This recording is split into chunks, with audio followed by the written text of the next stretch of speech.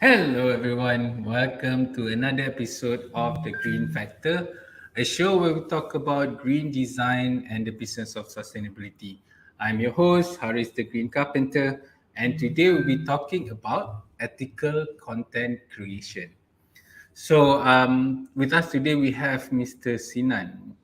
Mr. Sinan. Hi, Sinan. Hi, Assalamualaikum. How are you? So, I'm good. I'm good. Thank you. So, thank you very Yeah. much for coming to the show. So, I've been following C9 for quite some time, and like of course we know the brands and the characters that you are the man behind it, right? Omar and Hana, Didi and Friends, and all that. So, what I invite you to come to the show is because we want to talk about ethical content creation. Yeah. It doesn't mean it's not just for video and it's in general, because you really focus more on that, on creating content for specifically for Muslim kids, right? So I think before we go into the topic, for the benefits of our audience, can you just share a little bit about yourself and your journey, and what currently you guys are doing? Right, sure. Okay, so thanks for having me on the show. Again, my name is Sinan Ismail. I'm the founder and CEO of Durio Plus. This is actually my 14th year of doing entrepreneurship. Started in 2008. In then the company name was Digital Durian. At Digital Durian, we produced Didi and Friends and Omar Hana, two very successful and impactful IPs or cartoons, we say. We have more than 3 billion views on YouTube and many families and kids getting good impact from our content. However, in 2021, we said that we wanted to go to the next level. So we created a new company called Durio, Sinan Berhad. And Durio is kind of like the first product is Durio Plus, which is basically a safe streaming platform dedicated for Muslim children. So, in one angle, you can see that it's kind of like a paid platform, but in that platform, you only have safe, ethical content with good values, virtues, and Islamic teachings on Durio Plus. So, if you have kids from the age 12 below, right? And you're worried as a parent that hey, the content nowadays is it's a challenge. There's good and there's bad on other platforms. And if you want your kids to be in a safe place where you feel that the content is safe, it has benefit for your kids, then Durio Plus would be the place where you want you want them to be, right? So yeah, you want me to continue on that? Awesome, awesome, Right. awesome, awesome. Tak apa. I think a bit later we can touch more on that lah. Yep. Okay, so I think what we want to start to go into before we go into ethical, I want to just have an overview of the content situation, at least in the Malaysian context. Right. So I think content wise, I mean, when we grew up, right, when we were kids, everything was filtered for us. So we could stay in front of the TV and our parents would be kind of like secure that what we're watching is ethical content. But now, because of the internet, because of all the other platforms available, right, it's not as safe anymore. I would say it's not even safe at not to say at all, but there's a lot of unfiltered, unwanted content which may or may not have values, content which is produced by producers all around the world. Some are correct for us, some are not that correct for us, right? As Asians, as Muslims, and it's a challenging space to be in as a parent. However, content-wise, in terms of the animation space in Malaysia, I think it's doing very well. Alhamdulillah, you have, of course, in the past 3-4 years before COVID, you had great movies coming out, hitting box office, Asian Ali, Bobo Boy, and Upinipin doing great there. We have IPs like Didi and Friends and Omar and Hana, Ali Sofia, and many more, Bola Kampung, creating positive impact for kids in Malaysia.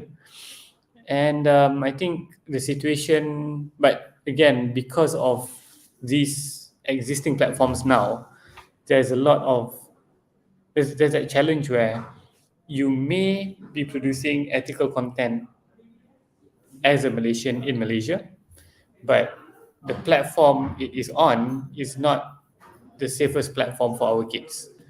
And I think the most important thing for us is we need to understand that content is what our kids consume, and when they consume it, it's something which it will be embedded in them, right? um, when we were younger, again, there was TV, but then there was a lot of books and games, and we were playing outside more. But now, like it or not, the device is there, parents are using it, and it is very much important for us to make sure that we provide the safe space and ethical content, because my late father, he always told me, right, when I was growing up, he said that, Sinan, you are what you eat, you are what you read. And he didn't say what you are, what you watch, but it's the same thing, right? If you eat well, eat healthy, then inshallah you'll have a healthy life. If you read good things, then you'll be knowledgeable. And the same thing is goes about content, right? If you consume good content, inshallah, good values will be imparted in you. But if you consume content which is not good, or your kids consume content which is not suitable for them, then that is also what gets into their minds and their heart, which is something we need to be very conscious about. Understand. So I think that you have mentioned a little bit about the problem that we have right now. So how do you actually approach this with Durio? Okay, I think in terms of the problem, it's easy for us to understand the problem because we are parents ourselves, right? I have kids, 10 and 7. They grew up, of course, during the times of Didi and Friends, Omar and Hana. And yes, they enjoy the content, but again, with the arrival of more different types of platforms in Malaysia, it's becoming more unsafe for them. And the problem is, um, the content is not suitable for them, right? But it's not just about my kids, definitely, right? We talk to a lot of parents in Malaysia, also globally. We ask them what is the challenge they face. And some of them say that, hey, my kids are watching nonsense on these other platforms. And I don't like it, but I don't have a choice. And so the problem we're solving is basically the problem of providing the safe place for parents and kids, right? And again, the content on these other platforms, right? It's not just the content; it's also how the algorithm plays the content, and also how the type of content on it. It it has potential to harm the kids. And if you ask any parent, right, um, do you want the best for your kid? Of course, they will say yes. If you ask any parent, would they bring their kid to a park, or would they bring their kid to a pub? They bring their kid to a park. But digitally, they don't really see that, right? They see that, The the control also, the control, right? yeah, you should control, because digitally, even though you don't see them, but actually there's, and it's not physical, but the impact and the harm can be as big as physical places where they go to. So I think we really want to solve that problem of providing the safe space, but that's not our mission. The mission is to build a better future generation, right? By providing the safe Platform. ethical content and platform, right? So when they consume it, what comes in is only the good stuff and also entertaining for them. I think that's another thing where some people don't get it right. Right? They say that, oh yeah, you need to learn, but then the content is not entertaining for the kids, so it doesn't work. So we can kind of get the balance of that. And most importantly is when they consume the content, hopefully our hope is that they become better human beings, right? They become a better ummah, right? They have respect and good akhlaq and knowledge and also iman, inshallah. Awesome, awesome. So I think the next question would be a bit subjective because when we are trying to be ethical and all that, what is our basis, right? How do you say something is ethical, something is correct or wrong? So how do you project? How do you define what is right and what is wrong? Cool. I think there are a few answers to this question, a few angles to look at it. So maybe let's take from the first angle, which is on the Islamic side, right? Because we're providing a safe streaming platform for Muslim children, and we take it seriously. So we have education consultants, we have Sharia consultants to make sure that the content we provide on our platform is right, sahih, and that's why you see, even though we are a content platform providing Islamic content, we're still building the content now. We're still licensing content, and it's not as fast as we can because we really need to make sure that it is the correct content. There's no khilaf. There's 4 mazhabs globally, and we need to make sure that what we provide or what we air is correct. So that's on one angle, on the Islamic side. And then you have, like you mentioned, it's subjective, right? So what is right and what is wrong? I think one simple thing we say internally to the team when we create the content is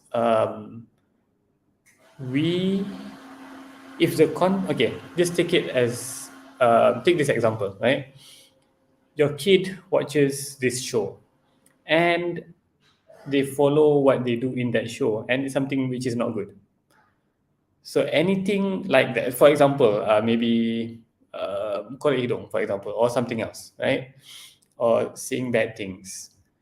If they learn that from watching Durio Plus, then that content shouldn't be on our platform. It's simple as that, right? As a parent, as a kid, if the parent sees, what they're watching, and then if they take that out and create action from what they watch, if it is something which the parents wouldn't like, then that show or that episode shouldn't be on Durio Plus. On the flip side, what we want, the impact is, the positive impact which we want to create is kind of like, if your kids are watching this show on Durio Plus, for example, Little Amar, and then Little Amar does something good, right? He says, Alhamdulillah, when he gets something. And then the kid, outside of the screen, the kid does that. Or like in Minamila, we have an episode talking about cleanliness in the house. Or even Zehni, we have a content called Zehni, which is addressing the SDGs. So you have an episode about chopping down trees and taking care of the environment. So we want the impact to be, when they watch our content on Durio Plus, they take positive action and they do the right things. And again, there's some parents who say this is right, this is wrong. It could be right for parent A, it could be wrong for parent B. So what we do best internally is we talk to the parents, right? I think for any business, any product, we got into Y Combinator, and what they say is build something or make something people want. And the same goes for us, right? We're a platform. We're not doing it because we want it to be like that. No, we're doing this for the people, right? We're doing this for the parents. So how do you build a product? And we're doing it for the kids, right? So how do you make a product which is right for the parents and their kids? Is we always talk to the parents. We understand what they think is right, what they think is wrong. And I believe along the way we will make mistakes, right? Alhamdulillah, not much. We haven't done any, but in terms of content wise, but we put a strong emphasis on talking to our users. Again, our users are parents and also our kids, right? And we do our very best to understand what is right and what is wrong on their perspective. But of course, we have the Islamic side to look at what is right in the Quran, right, and Hadith. So we really make sure that it's done right. So yeah, I think that balancing and also like pleasing as much people as possible is also something that you really have to tread closely. Aside from that, I think like in doing this, there's gonna be a lot of challenge. So can you just share a little bit in terms of what are the challenge in doing the right thing? I think okay, so you need to get the balance between business and doing the right thing, right? So when you talk about challenges, when you ask that question, what are the challenges in doing the right thing? Is sometimes it will you can say it will be easier to take a slapstick show which the kids love and air it and um, but it's not ethical for them, right?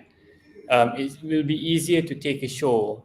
I won't mention the name, right? There's a show which is which has what billions of views, millions of followers on YouTube, and but when we talk to the specialists, right, early childhood education specialists, it isn't good for the kids, right? So when we did Little Amar, we could have made it took those unethical stuff. For example, fast camera movements, fast pace, and we know that the kids will like it. But the experts say that it releases dopamine and the kids will be addicted to it. And that's not what we want, right? Yes, we want eyeballs, but it's not doing it in the wrong way. So again, when you do a business or something which is ethical, there'll always be challenges saying that, hey, if you do this, it's going to be faster. Right? If you do this, it's going to be easier to get views. You're going to get more watch time. But in the end of the day, we won't do that because we know what is right. We're doing this for a reason, right? And I would say that personally, I've been in the industry for like 10 years, and I've talked to many broadcasters locally and globally. And we feel that we have that responsibility to be to stay true to our values, right? And to only have content or produce content which is right for our kids. That would be challenges in terms of content wise. Do you want me to talk about the business challenges or stuff like that? Oh, I think you're on mute. Yes, yes, yeah. Especially on the business side as well, because it's like other ESG company, like for us, there are environmental consideration. There's also business consideration. So there are some challenge there when you have to think of other things. So in terms of your business, other challenge. Yeah, I think other challenges. I think again, being in entrepreneurship for quite some time, I was you can say comfortable in my previous company. I still own it, Digital Durian, but then we said that we want to create bigger impact, right? By creating this platform. So one of the biggest decisions I made was to open a new company called Durio Plus, called Durio, and effectively move 90% of the team from that company to this new company. That's around 60 people, right? And it was probably one of the scariest decisions I've ever made throughout my lifetime. But again, I think it really paid out well in terms of why. I guess because I have a great team, Alhamdulillah, right? So the team, there was no questions why. It's not that they just followed, no, But because we had this mission behind us, and they understood what we want to do, and because of that, I think everybody was on board. And it sounds simple, but it was very challenging. It was a very challenging, what do you call it, decision to make. Starting from scratch again, doing fundraising, being the tech startup scene, because that's what we are now. We're basically a tech company, versus being a production house before this. But Alhamdulillah, I think in the past few months or 1 year, 14 months since we opened the company, definitely there are challenges. But I would say that if you have your mission right, if you have the right people with you in this journey, I think it does make things smoother and easier to navigate. Mm-hmm. I think you just partly answered the next question as well, which is what contributes to your success.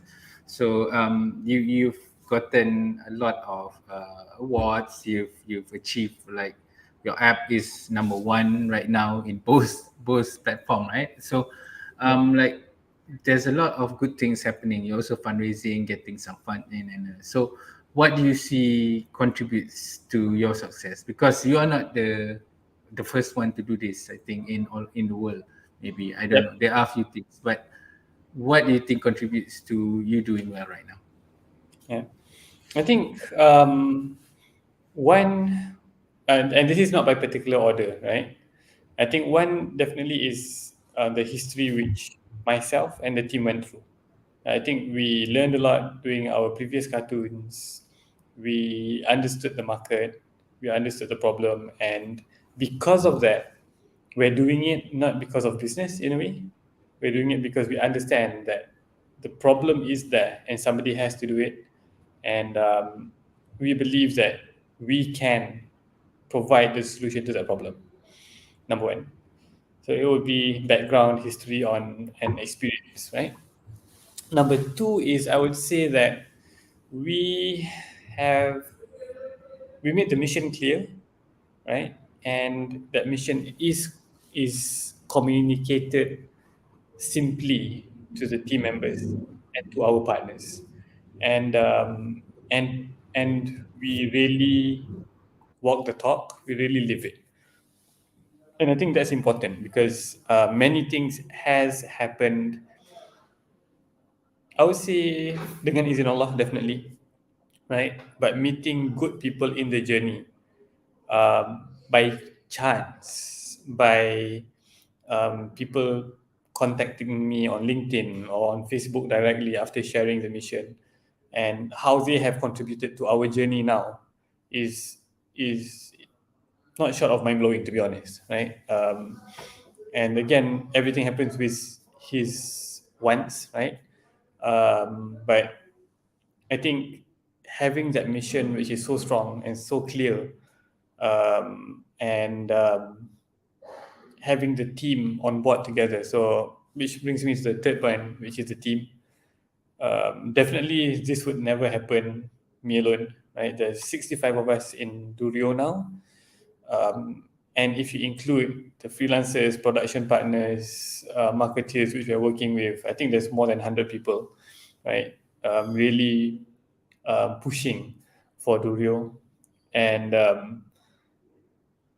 again, 14 years of doing business, I think having a great team is essential.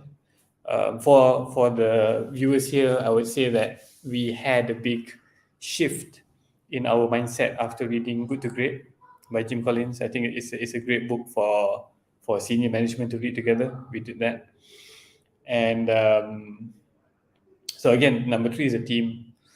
I think number four is, I would say, getting into Y Combinator was a huge thing for us, right? Again, if you haven't heard of Y Combinator before, if your audience hasn't heard of it before, it's basically the number one or the most wanted kind of like startup accelerator in the world.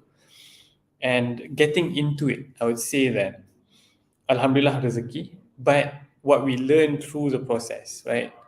For example, making something people want. We knew that we were doing it, but if you give it clarity and that's what they did.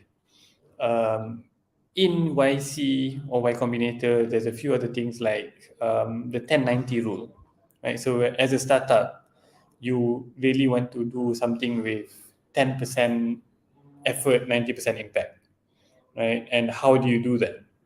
Because we're small, we don't have a huge team, but the impact is where we want to reach 2 billion Muslims in the world one day. So how do you do that? And applying this 1090 rule, being conscious about it, I think really helped us because some people can come to work and do work, but what is the impact? So we will always tell the team that when you do something, is it a 1090 or not? Right? How can you make it, if it's a 50-50 now, 50% effort, 50% impact, how can you kind of like um, increase the impact, right? And kadang-kadang tak kurangkan the effort, but the impact goes bigger. So I think those small things which we learn along the way contributes a lot.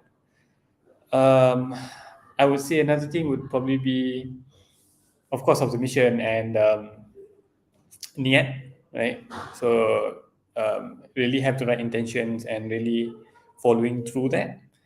And I always tell the team internally that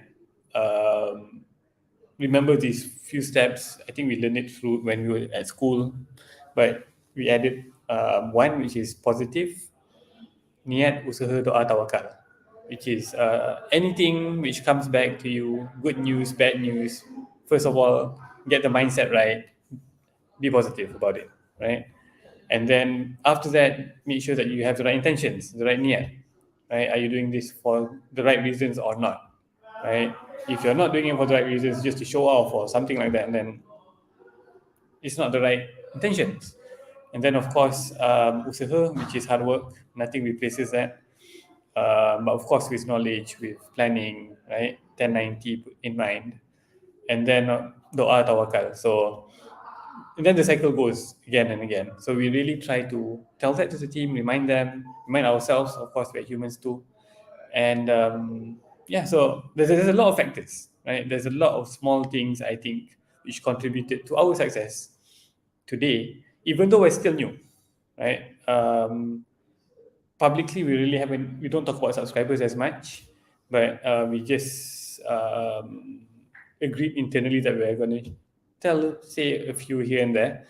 So in 8 months since we launched in February, to date we have around 17,000 paid subscribers, and I think that's quite huge for a new startup, right?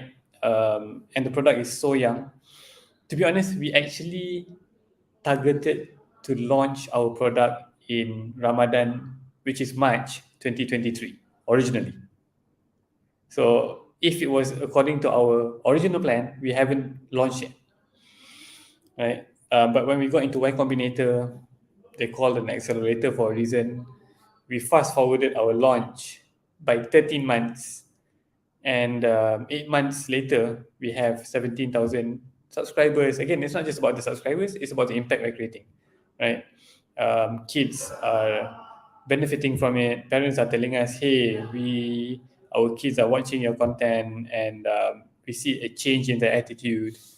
And I think those are the most important things for us. And that feedback always drives us to do more, right? Because we know that we're creating an impact, and ultimately that's what we want to do. Awesome. So thank you very much for doing it, and I really look forward into what you guys are doing. So looking forward means the last question is like the future. So what are you looking to do with Durio in the future? All right. So Durio is super young, right? It's only 14 months old. The platform is only 8 months old. So how does the future look like? Yeah. And if you ask us, our BHAG, which is big, hairy, audacious goal, this is what they call it in the business terms, right? Is to reach the 2 billion Muslims around the world, right?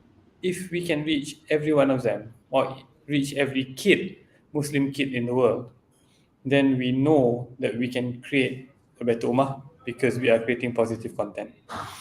Um, but it's not just through Durio Plus, right? So Durio as a company, we plan to launch Durio games in the future. So again, games which have ethical games, games which can create a positive impact. We want to have Durio education in the future, right? So maybe we have school syllabus or curriculum for kindergartens. We may have Durio experience centers. So instead of kids going to XX land or some other places, right? Um, we want to have experience centers where kids can actually come, enjoy themselves, create family moments, but also get additional stuff, or I would say more valuable virtues, right? And Islamic teaching when they go there. So again, it's really the sky is the limit, in our opinion. Um, as a business, as a startup, again, we just finished our seed round. We haven't announced. We're going to announce that very soon. Inshallah, next year we're going to go for our Series A, and please make dua that we be successful, meet the right investors, right? And yeah, so and eventually one day, I think the long term plan on the business angle or for investors is to go IPO, right? Probably in the next 7 to 10 years, inshallah.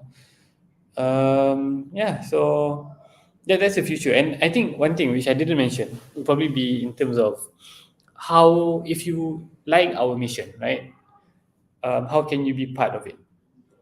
And there's a few angles to it. If you are, let's go to the B2C side.